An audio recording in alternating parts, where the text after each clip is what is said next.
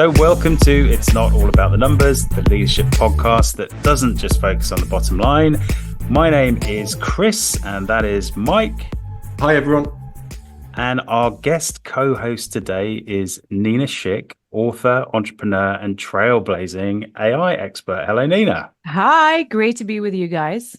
Great. And how has everybody's weeks been? Because I know that we're kicking off the new year. We've just had our New Year special. Mike, I'll come to you first. Cool. I've got three things. So I've got fuzzy. So this is the first week after New Year, and that first day back in, I was working on emails and stuff like that, and it was very much who am I, where am I, what am I doing? So there was definitely a bit of that this week. It's been rainy, so it's very wet out there. Yesterday was epic. So that's kind of like my second thing. And the third thing is today's really sunny, and I've managed to have a mindful moment today down at Sandsford Castle, which is on the coast down here in Dorset. So if you go into my LinkedIn, you'll see the photos from today, having a little wander around. So yeah, it's been a kind of gentle reintroduction back into work.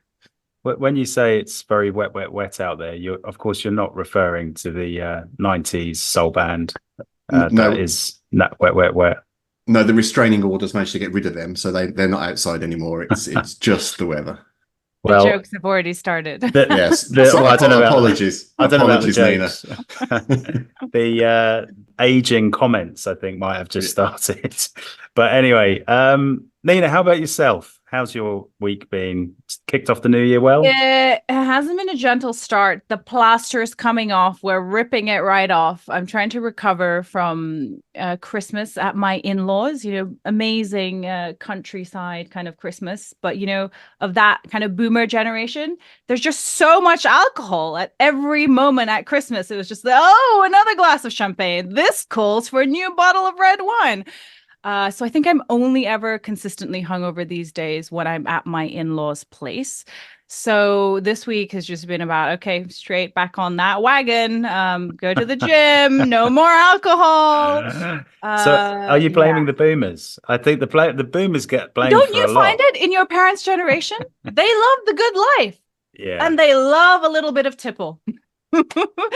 Exactly. Yeah. It starts with, in our house, it starts with sort of Prosecco in the morning. Yeah. Then it sort of rolls on to loads of red wine, and then I think about 2 liters of Baileys. I don't know whether you drink that. So you're like comatose by 2 p.m., right? We're going to need to change the name of the podcast to "It's Not All About the Units." I think that this is scary stuff. Or don't tell my cardiologist. Yeah.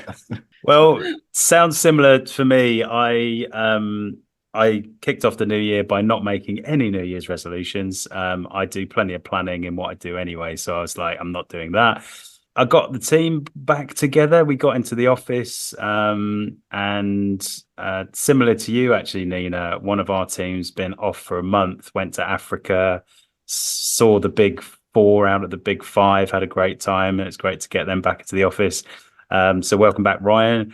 On the work side, we renewed our partnership with the ACCA, which is great. It's like an accounting institution out there that are really sort of driving a lot of the messaging around AI, and they've even got their own head of AI, which is great to see for an accounting institution. I don't know whether it was an excuse to get away from the family, but I actually made my own GPT. I created a Gen CFO game changer, which is trying to be a bit of a transformation advisor helper. So that was fun. You're building the prototype of what's going to totally change your industry. Well, we might get into that. Yeah. I hope we do. It's kind of a dramatic thing to do to avoid playing Trivial Pursuit on Christmas afternoon, right? Well, it was either that One or way locking myself in the toilet. yeah. So I thought I'm not. One way to avoid looking after the kids, right? Exactly. You see straight through me, Nina. Yeah. So what has happened this week in the world? Well, so firstly, I ought to confess that I find these from a mate's newsletter that he sends out every week. And so this is definitely pinched from that. And he'll be on the podcast in a few weeks' time, hopefully. So I'll thank him properly there. But the thing that I picked out was a a chart which is about ER visits for Christmas decoration related injuries in the US after Thanksgiving. It's just funny. So basically, there's 3 times as many people going to the ER with an injury related to Christmas decorations in the 2 weekends following Thanksgiving. And then around the Christmas period, drops back down to virtually the normal baseline level of 100, and then goes up again around New Year's when people are starting to take the decorations down. So I suppose that leads to my question to you is, have you ever had a Christmas decoration related incident, Chris? I haven't. But what I am surprised at, are you saying that there's more incidents of this before Christmas than after Christmas? Because if we're going with this drunken Christmas theme, then surely it would be happening more afterwards when we're taking it all down. Have you had an accident with your Christmas decorations, or No, are you big on Christmas decorations? it sounds so ominous. A Christmas decoration related incident. Oh, you know what? No, I can't say I have. There have been a few smashed baubles, but given I have, toddlers, that's just usually been me, quickly grabbing the broom and sweeping it up. But yeah, I think for me the closest is the dogs thinking that the indoor tree is an outdoor tree. That's probably as bad as it gets. It did actually make, when I looked at it, it did actually make me remember of there's a phrase about going up Everest, which is a little bit of a link and a nod to you, Nina, which you can explain. But going up Everest, it's actually on the descent that most people die. It's not actually going up. So don't think that you've achieved putting up the Christmas decorations. It's actually making sure that you can get them down again. wow. I think that's the lesson. I love how you fashioned an Everest analogy with the Christmas decoration incidents. Have you been? No, I'm half Nepalese, but climbing Everest is still a feat. I find it quite scary. I mean, the high Himalayas, the death zone. Yeah. I have no intention of getting up there. It's a bit like marathon running, right? For me, going up Everest. People say, yeah, I do it because it's there, and people go marathon running, it's to challenge myself. And it's like, in my head, it's like, well, I know it's Everest, I know it's dangerous, so why bother? And with marathon running, everyone says it hurts. So they've told me it hurts. So why do I need to experience it? I can just say, I know it hurts. That's great. Well, shall we try and get this back on track? So there's another thing that's happened this week in the news, much more relevant to your area, Nina. And OpenAI are opening a GPT store.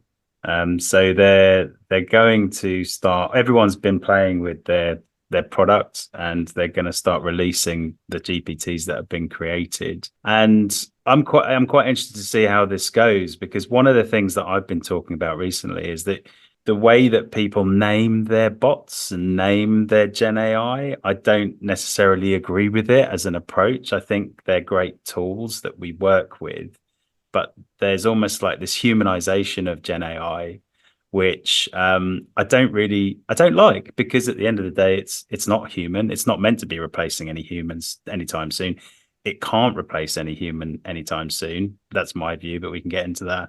So why call it Dave or Mike or Nina? Yeah, this is where it gets so philosophical. And this is so interesting, right? Because if you think about even the pursuit of artificial intelligence and the early pioneers of AI, Alan Turing comes to mind when he invented the Turing test as a avenue to really test whether or not machines had achieved human levels of intelligence. You can already argue that the kind of performance we see with frontier AI now, the Turing test has been beaten in a narrow sense, right? In a very narrow sense. And we have this innate and intrinsic wish to kind of anthropomorphize these systems, right? And we're already starting to see it. And the most interesting place, I mean, my whole journey with what's now known as Gen AI, I mean, I started to get into this in 2017 through deep fakes. And the first use case was pornography, right? And that's always the pioneering use case. And another kind of really related point to that is how humans are interacting with these systems. And when you think about the tendency to think about them as real humans, a really fertile ground is to look at kind of the dating and relationship and AI girlfriend bot kind of whole scene. And what you're starting to see is that even though we know these LLMs aren't sentient, they can't think like us, they're very good at performing certain tasks, people still tend to give them a certain level of emotional intelligence, equating it to humans. So just going forward, this is going to continue to be absolutely fascinating because the Turing test has only been beat in a very narrow sense now. But if we look at the trajectory of AI development, I have no doubt in the next 3 to 5 years that's going to broaden out. So how do Yeah. we distinguish between, what is human, what's machine, and again, that kind of innate sensibility we have to want to think of them as human-like? But is that a flaw in our approach to it, do you think? Or, it's a very natural thing to do, right? To say, this feels human, so therefore I'll, give it a human name, or I feel like I'm sort of working, this person is working for me, or this is happening, quite, I'm connected with this thing, whatever it is. But is that a flaw in our approach at the end of the day? Because this is software. This is something we're working with rather than, something that we're really a teammate, or something like that.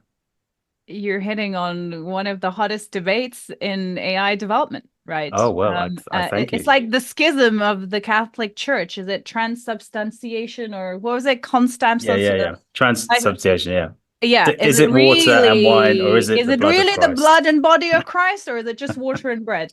And that there was like this very interesting case study, which actually came out a while before the whole GPT eruption, chat GPT eruption, and the subsequent kind of rocket fuel development of so-called generative AI, frontier AI development. And it was, you guys have heard of Blake Lemoine? He was this engineer at Google. And he was actually working with Google's kind of early iterations of large language models. And he became convinced, I mean, he was building it, he was engineering it, and he became convinced that actually we had reached general intelligence, that it was really sentient. And to be fair to Blake, I mean, it's quite easy to poo-poo it and be like, how could he be just so ridiculous? This is obviously just a software, it's just a system. It almost seems he got transfixed, and the kind of questions he was asking this large language model included, what are you afraid of? And it would respond with things like, I'm afraid of being switched off, I'm afraid you're going to kill me. And then he came to this position, very public position, where he said this is sentient. He got fired from Google, and then he did this kind of whole world media tour where he was declaring that actually it was sentient, it had feelings, and thus these systems should be given the same kind of ethical and human and moral rights like real living humans, right? And that was only a few years ago. Now, where do we think this debate is going to go when these systems actually start becoming more sophisticated? And that schism you've just identified, from like, this is just really, really awesome software, to no, this is human, this is Yeah. real, this is some kind of like, that's not going to go away. And if anything, it's only going to heat up. Like I said, the schism of the Catholic Church is a good analogy here. So I've got a different schism, but I think it relates to this, which Oh, is, are you a cat person or are you a dog person? And because I think it relates, right? So I'm a dog right. person. I've got dogs, and completely anthropomorphize my dogs. Yeah. They think, they feel, they talk, all of that stuff. If a cat person looked at how I communicate with my dogs, they'd think I was utterly nuts. And I think as humans, it's a thing that we do. So when we've got something that we're engaging with a lot and we believe in a lot, we do anthropomorphize. And I think it's just human nature. So I can see why it happens, but it does create that risk that you're describing really eloquently there, Nina, of we believe in it too much. And I think that trend is actually going to accelerate this year, because we're starting to see many more consumer facing applications, right? The AI agents, you talked about the GPT store, when this is seamlessly deployed into the lives of billions of people via, the device you have in your hand, or the device you use every day, your laptop, as, your assistant, who can book your holidays, who can organize your calendar, who can respond to your emails. That tendency to want to think of it as another human, I think, is only going to augment, because that that consumer user face is really going to be so much more effective and omnipresent. We do it with stuff that we know is not clever. So if you flip from using Google to Microsoft, people moan so much about Microsoft Teams and give it this human characteristic that it's just trying to get in my way. In the past, Clippy used to pop up and tell us how to use Microsoft Word, and we knew it was rubbish, but it would pop up and get in the way. And so I think that it happens even with inanimate and dumb inverted commas things. So it's definitely going to happen. I really liked your sort of dog cat analogy. Actually, it just reminded me that there are, even in that world, right, there are levels of accountability. I don't know whether you know this, but in the UK, in road traffic accidents, dogs are an acceptable reason for an accident to happen. Cats aren't. So you're allowed to run a cat over in a road traffic to avoid a road traffic accident, right? But you're not allowed to run a dog over in the same instance. And there are levels of accountability here. Like, what if I'm using a GPT or a bit of software and I think that it's a colleague or an intern or it's Dave, and Dave made the decision and something goes wrong? Like, who's accountable for it? But if I call it, if it's a tech product and I give it a tech product name, the most popular software in the world is not called Dave, it's called Google or Microsoft, right? I think that distinction is really important as we go down the road, that we keep our distance from it, not so that we don't use it, but so that we understand its limitations almost. So I don't know whether that was a complete rabbit hole. No, it's fascinating, right? And it comes back to the Turing test point that you made earlier, Nina. The point the Turing test was thought up by Alan Turing. It was very much about, it was almost disproving that the things he was doing were sentient, right? And it's just, the technology has changed so dramatically now. It can be so much more convincing now. That I think that's the point you're making. You need to broaden that test out to continue to prove that it's not sentient. Exactly.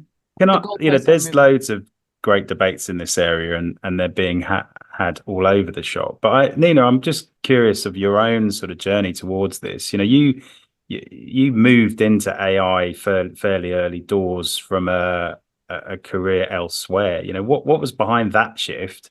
Yeah. It's still the niche domain of a few researchers. No, I mean, my background was in geopolitics, where kind of for the better half of a decade, I worked with various different political leaders on different elections, on different campaigns, worked a lot on warfare, and was seeing one of the predominant themes in my work was, and this is incidentally something that's going to continue throughout the century, was seeing how the exponential changes in technology were leading to this very disrupted geopolitical sphere. So understanding that the exponential technologies we see unfolding now are having this real impact on global power, on politics, on billions of people around the world in a way that was just faster than anything we have seen from history. And so I started focusing a lot on information warfare, and kind of, was there when kind of Russia was weaponizing some of the information ecosystem all the way back in 2013, 2014, starting with Ukraine, the shooting down of MH17 in the lead up to Brexit. And that kind of all culminated in the US presidential election. So by 2017, I was working with Joe Biden and the former NATO Secretary General, Anders Fogh Rasmussen, who wanted to work on election integrity, right? And how do we ensure that our elections can be safe from meddling, whether that's by a foreign agent or a domestic agent, primarily in this kind of information ecosystem. And that's when I noticed something very odd on the internet, on nowhere else than Reddit, and it was deepfake pornography. And this was the very first use case of what is now known as generative AI, i.e., these new capabilities of artificial intelligence, where with the right training data, the systems can generate something, including hyper-realistic content of people, so far beyond anything we'd ever seen before. And the distinction was, discriminatory AI, traditional AI, was more about labeling or categorizing data, but now it's actually creating something new. Yeah. And then I got, from that point on, I was hook, line, and sinker. I was like, Yeah. this is fascinating. This is just one. And at the time, it was often kind of talked about as though it was just some kind of tawdry women's issue, because 100% of victims, or I don't think, not 100%, but 99.9% of the victims of AI generated fake pornography are women. But I understood that this is so much more than about women. This is about the information ecosystem. This is about information integrity. How do you operate in a digital ecosystem where synthetic content is going to flood the zone and you have no way to distinguish between synthetic and authentic? So that was kind of one layer of understanding. And then the years that followed, that understanding actually evolved into something far greater, where actually it wasn't only about information integrity or mis or disinformation in AI generated content. You understood that these new capabilities of artificial intelligence are really now starting to push on the boundaries of human intelligence, right? In the sense that these systems now, trained on a lot of data with the exponential power of computing also going up, are able to slot in and perform intelligent and creative tasks in a way that had not been possible before, which was just completely theoretical. So it moved from kind of like information warfare to disinformation to being like, no, this is the beginning of an intelligence revolution. And then the whole geopolitical background that I have was so relevant because you understand that this is not only about software and computing, but the impact of this revolution is going to transform societies. And it's going to happen far faster than any kind of technology we've experienced in the past. There's so much to ask there. I know, Mike and I have highlighted some deep fakes in the past. That is a fascinating part of this world. I think the whole transformation shift we're aligned to. I think you're probably looking at it on a global scale. We're probably looking at it at a corporate level. And that is fascinating. And it plays out on all those levels, right? Because there's going to be the corporate and work environment is one of the most fascinating. And that's where you see so much upside as well. And then there's also a level where it impacts billions of consumers, right? Because these capabilities are going to be wrapped up on your mobile device, on your laptop. They're going to be woven into the fabric of life for billions of people. And then at the highest level, it's going back to my geopolitical background, it's really going to shift the dynamics, the power dynamics of the world, which is why you see such a kind of race for AI competence between the big beasts, China, the US, and increasingly so much attention on AI investment and AI development in parts of the world like the Gulf, which are trying to diversify away from their energy economies. So it's fascinating at each of those levels. So I've got a question kind of that touches on that. So there's a couple of things that have gone off in my head of you as you've been talking. And one of them is around, in the past, we've had this position. So like in the hundreds of years ago, we had the British were the global superpower, and you had things like the East India Company who would colonize India, take over India, and they were allowed to do things that probably are very questionable. Yeah. Because the money was returning to the mothership, right? Yeah. So that was fine. I see where this is going. Yeah. Well, so the observation or the thought is that it feels like power is shifting from the nation state to companies, and like the Samsungs, the Apples, the Googles, the OpenAIs, Microsoft, in a way that hasn't happened before. Absolutely. With the East India Company, what happened was eventually it got untenable, and the British government went in and said, "Oh, no, actually, we'll just take back all the power." Yeah. I wonder if we're in a situation where that's going to be impossible in the future in this space. Yeah. And that was my question is, do you think that that's the paradigm that's shifting? That is such a brilliant observation. And I've had similar kind of thoughts, because if you think about geopolitics and power and people, what is happening now is that an incredible amount of economic power and just sheer political power is vesting in a few of these monolithic tech companies, right? Who actually own the core infrastructure, which everybody else is going to plug into. They own the platform, they own the infrastructure, and we're just kind of building applications on top of that. And we already saw that over the past decade with the rise of the internet and social media, but AI takes that a whole level further, right? So again, coming back to the question of accountability, this is going to be hugely important. Who is accountable? They are obviously not elected, but already, I mean, I don't think it's controversial to say that the CEO of Microsoft or the CEO of OpenAI is probably more influential than the majority of elected leaders in the world. Yeah. And what I see happening, I mean, one of the other things I've been doing over Christmas, which is real #geek stuff, is that I've been as well as drinking. Yeah, as well as drinking. Have you guys heard? So I've been going deep into this podcast series. It's called Dictators, and it has 17 episodes on the rise and fall of Adolf Hitler. Wow.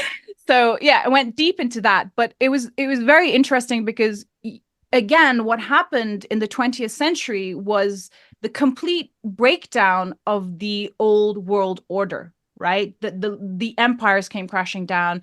The kind of systems that existed were no longer tenable. And I wonder, when you look, again, with my background in politics, and when you look at the limits, we're all kind of post-war children. We grew up, in the 80s and 90s when, the end of history was here and liberal democracy was, forever going to be this march to progress.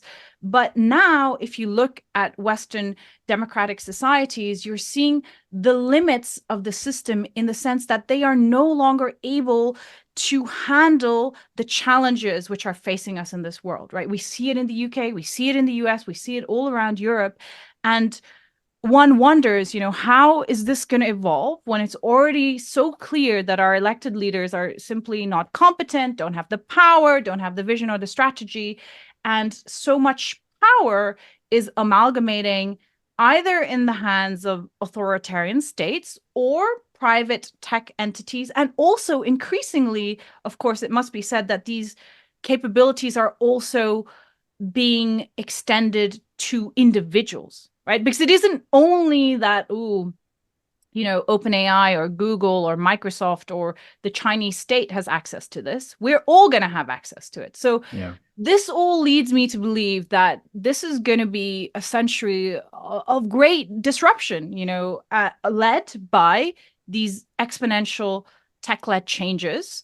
And where we have to completely think differently about how to tackle these challenges, because our kind of analog systems of, the mid 20th century, or actually starting all the way back, say, from the French Revolution, they need to be updated. We need a software update. Yeah. We're almost seeing that end of days thing with Twitter, right? So you've got a single individual that's come in to take over something that we thought was a digital public good that we all had control over. And the way that has been corrupted is probably a strong word, but corrupted from what we thought it was over the past 12 months really illustrates in a non-AI sense what you're talking about in that AI space. I love this conversation. I could talk about this for another hour easily, but there's actually a real world example, unfortunately, of this corruption already. So I'm in the accounting and finance space, and obviously the big four manage basically all the large companies in the world, and there has been corporate failure after corporate failure after corporate failure when the governance has been held with the few. And it's almost like the monopoly drives the power, drives the corruption. And I think we're in exactly the same state. And it's a worry, because even when the governments do try to intervene, you referenced the UK government and the East India Company, but the government is failing at the moment on that agenda because, the Financial Reporting Council, which was set up to govern, this industry, the accounting and professional industry, to make sure that it's, fit for purpose and, people are held to account, and there's a whole legislative process around it. It's been deemed in the last couple of years as failing. It needs to be replaced, and it's not fit for purpose. Okay, we all agree that, but it's not been replaced yet. It's not been put through government. It's not been prioritized. So at the moment, even in the corporate world as we stand today, with current systems and structures, we do not have a functioning governing body. Yeah. And imagine what you're talking about, Nina, is a much more complex and black box sort of governance requirement. It's going to be very, very, very difficult to get it right. And my concern is the power corruption dynamic, right? And just like the lack of knowledge, we've seen it so often over the past 12 months where there's this understanding across society, whether it's in the corporate world, whether it's amongst, the political elite, or even just on the grassroots level, that this is a big deal. And AI and associated exponential technologies are going to change the world. So there's been a lot of interest and energy and focus on regulating and governance and accountability. But one of the things that always struck me is like, well, this is problematic, is when those who are building the systems are, talking to the policymakers about how to regulate the technology. Because policymakers are getting better, but there's still such a dearth of understanding, when you're trying to regulate these black box systems and you can't even understand them, and you need to basically go to the people who are building them to ask them how to regulate. It's kind of problematic, right? Could be a conflict of interest. Absolutely. And that the same applies with the FRC and the Integrated Reporting Council and stuff like that. Who sits on the board? Well, all of the big four partners. It's like, well, hang on, you can't mark your own score. Anyway, look, this is a little bit dark. So I'm going to move things on. And it's at this point normally that we ask, for questions. And if you do want to ask us questions, then do send your emails into podcast@generationcfo.com or reach out directly to Mike and myself on LinkedIn. But the question this week is just fun because it's to also lighten the conversation a little bit. Robot arms or robot legs? If you had to choose one for life, what would it be? Mike, you've had some time to think about this. Well, so given the conversation we've just had, it depends who's in control of them, right? That's actually the first bit of the answer. The second bit of the answer is, given my gammy foot, gammy knees, and age, it will be legs, just so I can carry on running, walking, climbing stuff. Definitely legs. Mine is arms, because because I don't ever want to load the dishwasher again. I don't ever want to do another load of laundry. I don't ever want to tidy my kids' room again. I don't ever want to pick up a piece of Lego. Definitely the arms. But as a domestic assistant. Exactly. You're definitely implying that they're detachable. That's a whole different question. And if they're detachable, then I'd go with arms as well. Okay. Well, detachable legs. Imagining a completely solo arm doing all the domestic chores for me. Yeah, that's a bit Addams Family. That's a bit creepy. But if it's detachable legs, though, Mike, they can just take the dog out for a walk. Even better. I know, but I quite enjoy the walk. That's the point. That is very true. That's very true. I would be robot legs, definitely robot legs. I feel that my hands are far too important to me to give those up, even though I do understand the sentiment, Nina. So they're not detachable then? Well, I think for the sake of this, we'll say they're not detachable. Oh, so that's interesting, Chris. Your justification for having robot legs is because you don't want to get rid of your arms, rather than actually the benefits of having robot legs, which is where I went. It's called deduction, Mike. It's called deduction. Okay. Sherlock Holmes was quite good at it, apparently. Right. Not that I thought you were just linking it back to finance again. Sorry. Always. I'm doing my best. But it's not all about the numbers. And this podcast has clearly shown that it's not all about the numbers.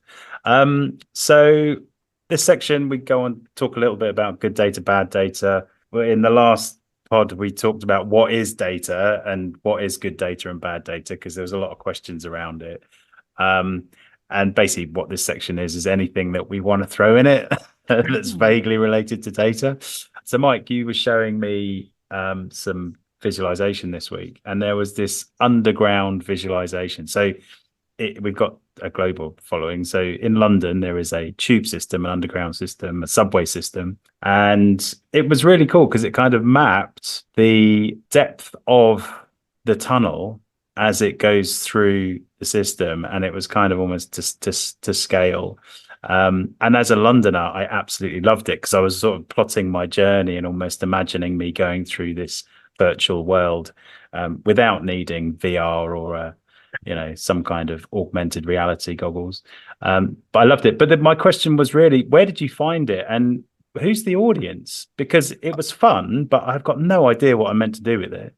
So clearly I was reading the same newsletter and got a number of examples, and that came from Giuseppe as well. So thank you, Giuseppe. But who's the audience? For me, that's very much data as art. I don't think it has any purpose other than it's exactly what you did with it. It's really interesting, and you can visually put something up on the wall, which people will go, "Oh yeah, that's kind of cool."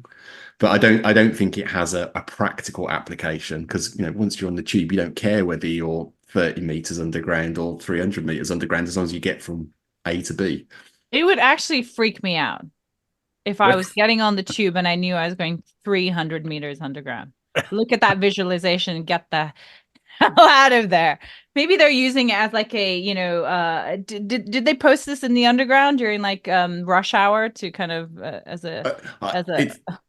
it's very much an art thing. So yeah, I'm not sure about the depth would be my concern. It's all the bits that go under the river. So when you're going under the river, it's like, that trip between Embankment and Waterloo Station. It's like, yeah.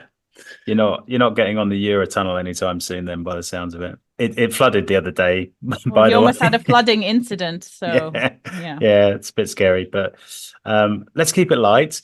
So Mike, how about you? What have you seen?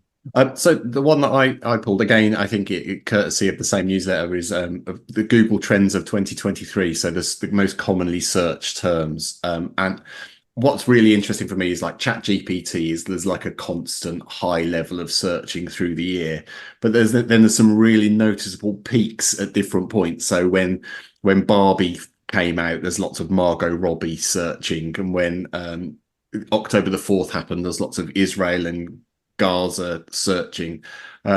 So yeah, just looking at the story of the year through Google searches, I thought was quite a fascinating bit of data. It says to me that you basically have to be famous or celebrity and dead, I think, is the other one. Yeah, I think famous and doing something, or famous and dying, I think you hit the list. So that, yeah, unfortunately Tina Turner and Matthew Perry are on there alongside Taylor Swift and Sinead O'Connor. Yeah, but there is this persistent search block for ChatGPT. I would have thought that would have peaked at some point during the year. Yeah, but it won't be ChatGPT anymore, because I think OpenAI kind of had a monopoly in 2023 because of, the miracle of ChatGPT. But if you kind of look at the ecosystem now, it has a lot of competition, although I would say that the competition is centralizing around a few players. And open source is doing phenomenally well. So there'll be many, many more applications. It won't just be ChatGPT. And another thing is that we're really moving into multimodal models. ChatGPT is an example of a so-called large language model, a model that can work with text, but multimodal systems will be able to interpret text, video, audio, any form of digital medium. So they're going to be far more sophisticated. So my guess is you probably won't see the dominance of one AI application anymore, because it's going to be so diffused and pervasive that there's just going to be lots of different AI trends, but it won't just be ChatGPT dominating to 2024. Do you think, with that in mind, do you think we will actually stop talking about AI so much because we'll actually learn what it really means? Yes, because there will still be a discussion about AI, but in a way, it's only AI so long as you can't do it. And then you can do it, and then it isn't AI anymore. It's just part of normal life, right? So there'll be a normalization of these new capabilities of artificial intelligence. And also, there was a special moment after the birth of ChatGPT where it was about AI and ChatGPT. But if you consider what I just said about this becoming more diffuse, about this being integrated into the fabric of life through multiple different applications, AI will lose its significance in the sense that you're just like, it's like talking about science or technology or digital, Yeah. There's so many applications that are vertical, horizontal. You're talking about the corporate world, you're talking about consumer products, you're talking about kind of on all those levels we discussed before. And I think, we'll kind of go from cavemen talking about food to where we are today talking about recipes. exactly and that. steak. But I still think AI will have a really important place in the public conversation as a political concept, because I think the real fears around artificial intelligence, in particular to do with automation, are not going to go away. And I think it's going to become one of the most kind of salient political issues. And again, that will be that tendency to anthropomorphize it and be like, oh, AI is going to take our jobs, or, that I don't think is going to go away as a political concept. So as we're on a journey from AI to witchcraft to magic to applications. So we're kind of like in that bit now between it being witchcraft and magic. Yeah. And eventually it will be the applications that we just commonly use, and it's just normal. Yeah. It'll be so normalized. Yeah. Yeah. So bad data. I'm actually going to scrap what I was going to say and bring back that conversation about the Financial Reporting Council, because it just has dawned on me, having this conversation, just how bad it is that we have a situation in the UK where effectively we have a governing body of, corporate governance, financial reporting, audit, pensions, that is ineffectual, and we haven't actually replaced it yet. That's my bad data. That'll appeal to all the CFOs out there. Can you automate parts of that? Yeah, well, let's try. So if I was going to be even more bleak with what the one that you've pulled out there, Chris, I would say that there's quite a few examples in the UK where the regulators aren't necessarily performing the function that we'd expect them to perform. I saw this morning our friend Fergal Sharkey sharing his pictures of where the sewage discharges are into the sea because of the extra surface water. So the question there about the regulation of that industry, there's the question about the regulation of the press post Leveson. I think that what you've described in this area is actually symptomatic of something bigger. Yep. Well, we need to go back to robot arms quickly. Governance is always a bit of a dull word, I think, to people, but never has it been more important, by the sounds of it, and also in the Gen AI space. And it does come full circle back to what you were talking about, Nina, and it's that the people that are setting up the governance frameworks, do they really understand what it is that they're trying to govern? I think is the message that comes from this conversation for me. And to be fair to them, I do think we have seen that there has been a real lack of knowledge, but scrubbing up quickly. But when you talk about, again, governing AI, that's a kind of open-ended black box question. So you have to break it down into little chunks, which is kind of what the UK's approach has been, right? At least on paper. I don't know how effective it's going to be, but let's see, is that we're not going to talk about AI as some whole, but we're going to talk about the applications of AI within certain industries. And that's a far more palpable way of actually like governing use cases of AI within industry. Amazing. So we're going to wrap up. There's been so much in this podcast. Nina, thank you for being part of it. I think we kicked off the new year in style, so thank you for doing that. What would be your message to business leaders when it comes to engaging with this? I definitely advocate embracing it and using it. There is no look, if you want to be competitive and you're not using these new AI capabilities and others are, you can't compete. You're playing checkers and somebody else is playing 3D chess.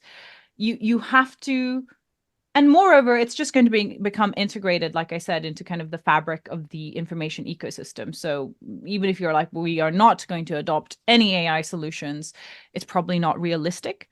But that doesn't mean you shouldn't be careful, because I think we should be both accelerationists of AI, which I think is inevitable, but we also have to think about safety. So they're not mutually exclusive. Adopt, but think carefully about governance, safety, data, all the rest of the good stuff. Yeah. Sounds brilliant. Sounds brilliant. Jump in the right car and make sure you run over the cat, not the dog. That's what I would say. That might be controversial to a few people, but hey, there we go. Look, Nina, thank you very much for being part of this today. Thank you, Nina. Mike, thank you again. At this point, we have shout outs, and please get in contact with us again if you'd like to appear or you'd like to have your message put out to our community. That would be great. And have a fantastic 2024. Thank you, Mike. Thank you, Nina. And remember, it's not all about the numbers.